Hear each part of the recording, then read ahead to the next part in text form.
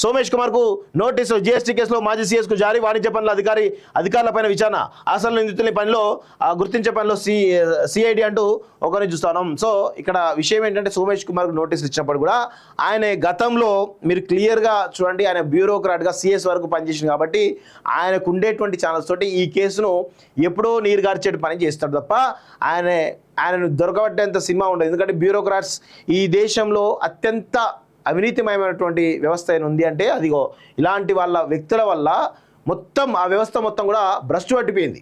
అందుకే వీళ్ళు ఈయన ఉండేట కాంటాక్ట్స్ అందరినీ కూడా మేనేజ్ చేస్తాడు. ఎందుకంటే ఈయన సీఎస్గా రిటైర్ అయింది కాబట్టి ఈయన బ్యాచ్మేట్స్ లేకపోతే జూనియర్స్ ఎవరో ఒకరు ఖచ్చితంగా సిబిఐలో ఉంటారు, అన్ని బ్రాంచ్లలో ఆయన సీనియర్లే ఉంటారు, ఆయన జూనియర్లే ఉంటారు. సో ఈజీగా మ్యానిపులేట్ చేసి బయటకు వచ్చే ప్రయత్నం చేస్తాడు ఆయన.